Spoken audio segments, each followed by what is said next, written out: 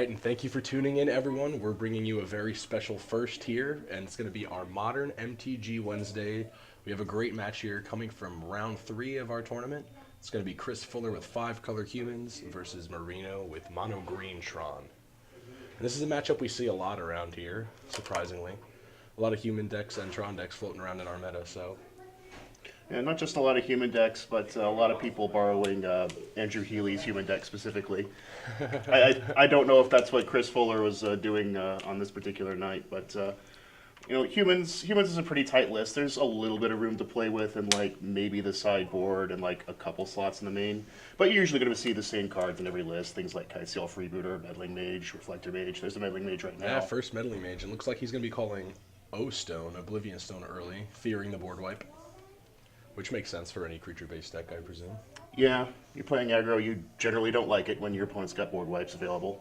Yeah. Maybe calling a card like Ancient Stirrings would have been a better choice, perhaps, but... I don't know about that one. I mean, that seems okay, actually. Like, if you're really desperate to let them just not dig. Reno's going to be finding a Walking Ballista off that Ancient Stirrings. Yeah, and Tron off to the slow start it normally goes, but he should be suiting up here to go for maybe a turn 4 Tron if he's lucky. Now, it's always interesting to see the tech choices that some of these human decks, and speaking of which, we see one right now, Phantasmal Image. Yeah, Phantasmal Image, always a great card. And he's going to negate that Ballista he just pulled with the Ancient Stirrings. So, what did he call on the second Meddling Mage? That was a Walking Ballista. Oh, he called Walking Ballista, Yeah. okay. Which is a good choice since he did actually get to see the card. Not just shooting blanks. Oh, and he's able to get the tower off the Ancient Stirrings here. So with that map in play, he can get the third piece.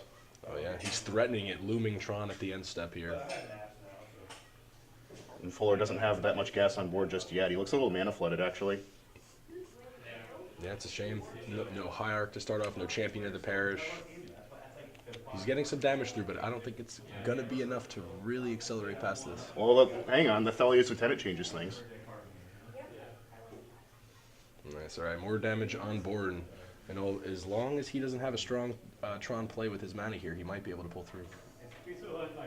Well, there's not going to be an Oblivion Stone coming out, but you could still see All His Dust. You could still see Ugin.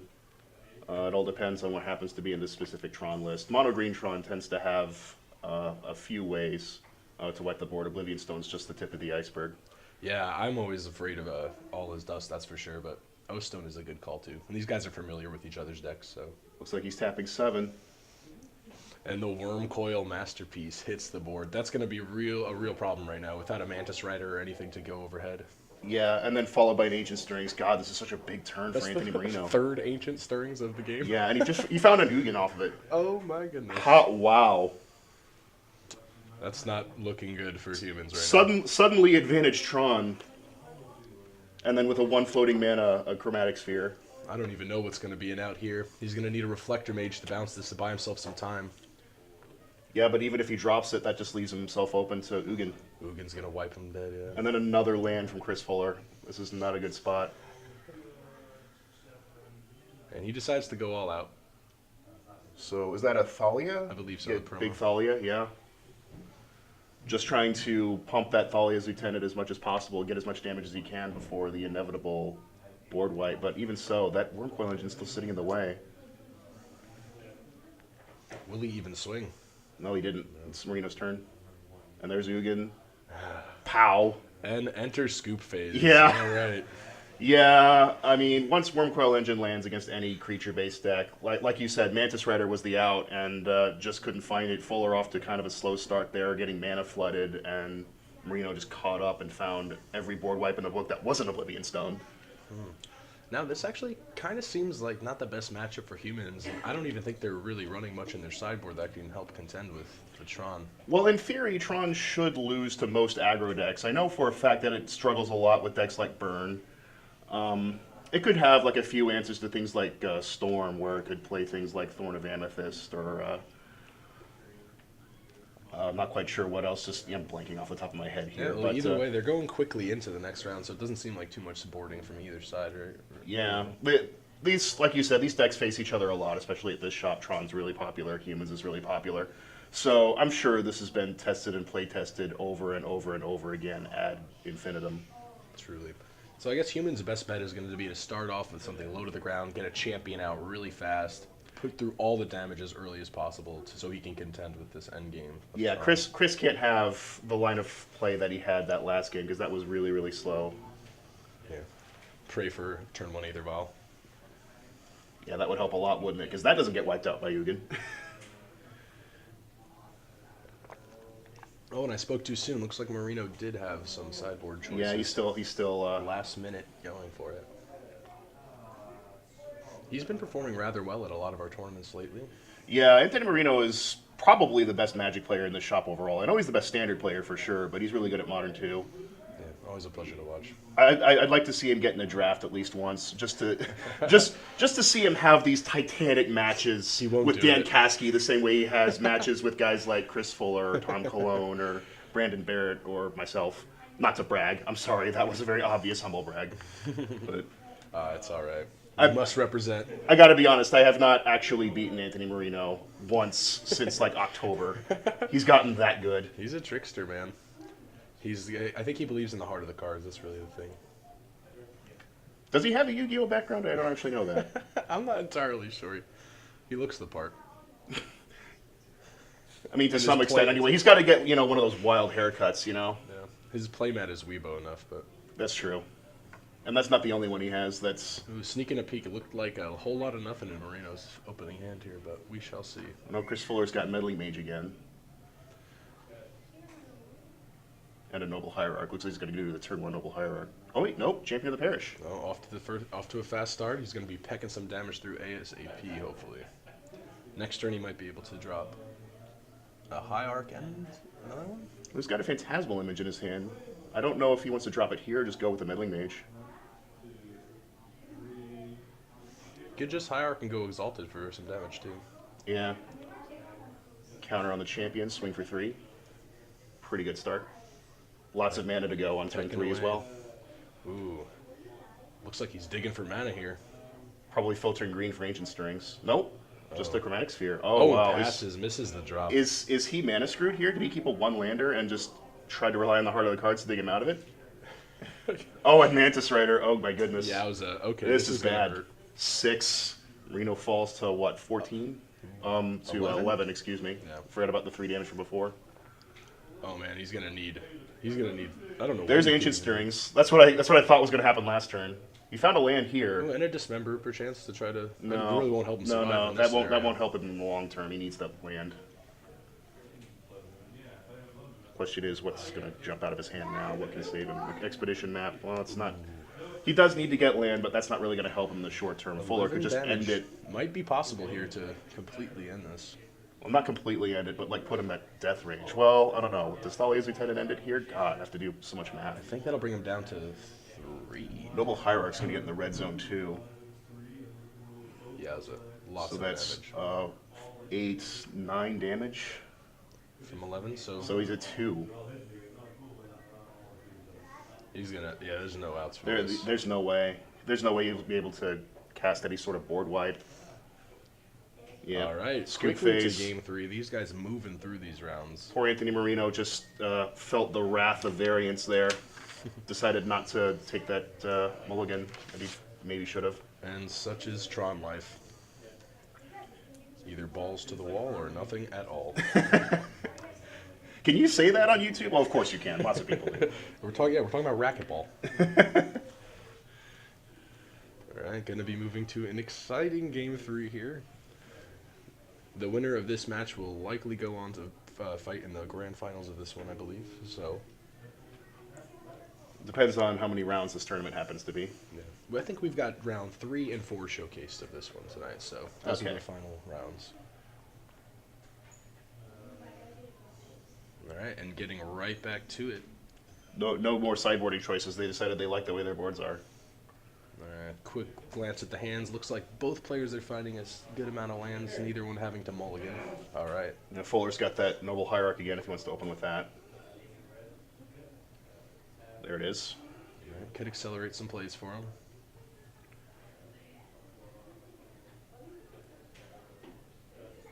That early Sylvan Ooh, Scrying. and that's going to be a turn 3 Tron. Yeah, how is Chris going to come back from this? This is going to be a very dominating board presence from Scary Marino. business, man. Last thing you want is a Worm Coil Engine dropping out this early. Second Cavern of Souls, but that hardly seems to matter.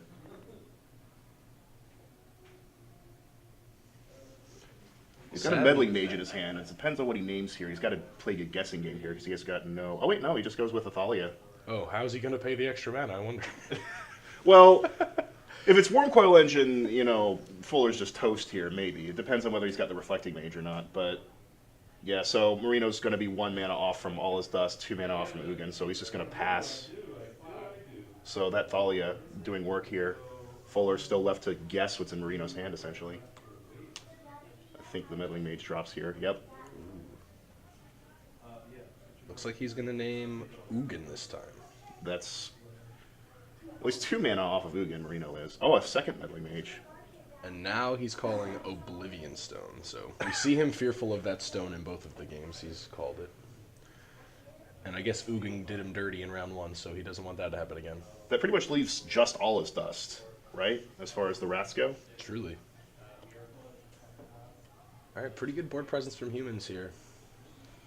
But when Tron is hiding behind all that mana, it gets pretty scary. Alright, keeping track of his mana there. He can't be building a Storm Count, can he? So far, this has been a standard issue mono green Tron deck. I don't know. Stormtron. Haven't seen that variant yet. Ooh, his hand's got a lot of colorful stuff in it. Oh my goodness. Is that another tower? Yeah. Oh boy. Thalia is not going to be too much of an issue any longer, I don't He think. just lets go of the mana. He didn't have a play here. Thalia is keeping him at bay. Playing very passive here.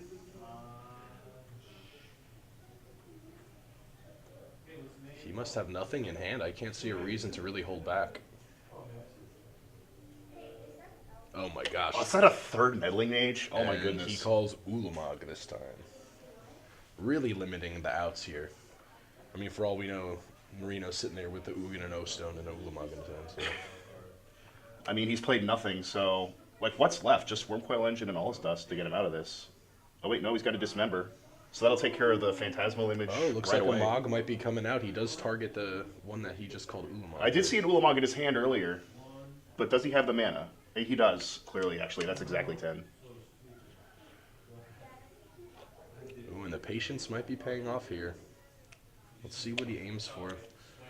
Yeah, fortunately for Anthony Marino, Chris Fuller didn't find that Thalia's Lieutenant like he did in the first 2 games, so there hasn't been that much damage coming through. So he could stabilize off of this very next play, depending on what he does. I think I saw the Ulamog in his hand. Yeah, he's tapping out. There it is. Yeah, alright, so let's see. His targets might tell us a little bit about what else he's got going on. Is he going to go for the land stun here or just take out some of these creatures? Both the Meddling Mage. Both of the Meddling Mages. He decided, yeah, I don't like it when you tell me what I can and can't play. So I'm just going to play this big Eldrazi and grind your library out. Yeah. So 3 Meddling Mages come and 3 Meddling Mages go. Pretty funny. Oh my goodness. But now Ugin, O-Stone are both live again. Oh, here's a Vial. Not the time you want to see that Yeah, card. it's a bit late. How do you get around the Ulamog here? He's got to have Path to Exile or he's toast. Yeah. And even Reflector Mage isn't that much of a help right now. Just going to end up getting 2 more things exiled. I mean, it is a big help if he finds more gas, but he hasn't been finding the gas, and that's the problem. Marino just not caring about that little Thalia there. This is just going to toolbox him even more threats right now. Ancient Strings for 2 is almost as good as Ancient Strings for 1. I mean, Oh, look at this. A Silent Arbiter. that's spicy. This must be sideboard. Wow. I don't know if humans can recover from Silent Arbiter. That's some tech you don't see every day. Oh my goodness. I think I'd only seen that card at EDH. That's funny. Yeah, one of my very first EDH decks played it, actually. So refresh me. That's only 1 creature can attack or block each combat, right? Yes, exactly. Yeah, I don't foresee humans making their way out of this one. This is going to be a really tough comeback. Count those top 20 cards of your library and throw them out. He might actually end up taking it by the mill here. That's usually what happens. I mean, Ulamog will get chump blocked all day, but you can't stop him from grinding your library. You got to find that Path to Exile or just lose. You ground away at least one reflecting range there. You see that in his exile pile. Marino cracking the map. Probably going to find another tower. Nope, Sanctum of Ugin. Oh man, really, actually a good play there because he probably has something in his hand. He's going to continually toolbox even more threats to decimate the rest of this round.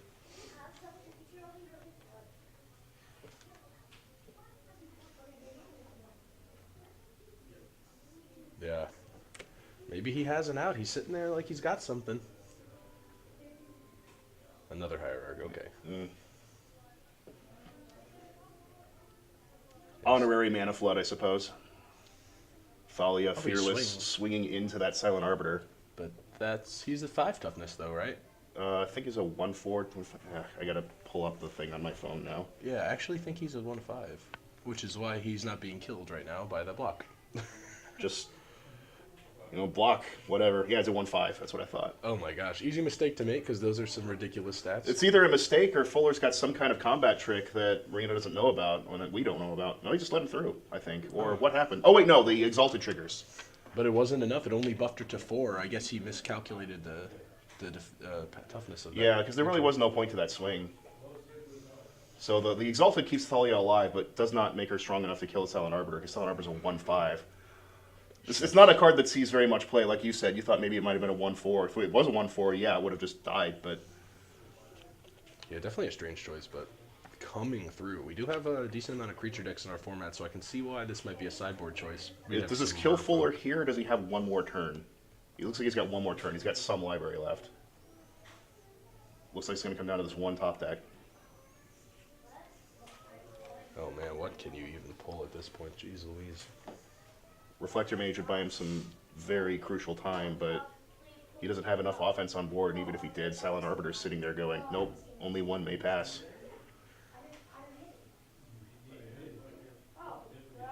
It's just a matter of time. Any more threats to the board will just be devastating. Come to think of it, man, Silent Arbiter and Wormcoil together, that is mean. Yeah. Oh my goodness. Looks like he started to play an Ether Vial and then changed his mind when he realized it cost 2 instead of 1. When Thalia I have been owned by my own Thalia before playing Death and Taxes. This is why I don't play Death and Taxes anymore. Because I'll try and manufacture plays with like Blessed Alliance and they'll go, oh wait, no, that costs 3. And there's the Reflector Mage. Okay, so... But he bounces, he still can't get by this Arbiter. Fuller's bought himself some time. Oh, man. Oh, but here's the Wormcoil. Uh-oh. So much for that plan. There's a Ghost Quarter. I don't know if that matters at all here. Looking more and more grim by the moment. Ether Vial goes up to 2 counters. Gosh, even if he bounces the Wormcoil, he can't get over this Arbiter, and Ulamog is going to be cast again next turn. Trying to get a peek at what's in Chris Fuller's hands. He's got that extra Ether Vial, of course, but I can't tell what the other 2 cards are. If he's got a Phantasmal Image in his hand, that'd be great. Oh yeah, truly. That'll buy him a little more time, but yet again, he's going to get mogged next turn. I'm still his Lieutenant, but that card just looks so bad when there's a Silent Arbiter out there. I mean, it looks bad with the Wormcoil engine out there too, but it looks even worse with the Silent Arbiter out there. Man. Is he just scooping him up? Yep, there it is.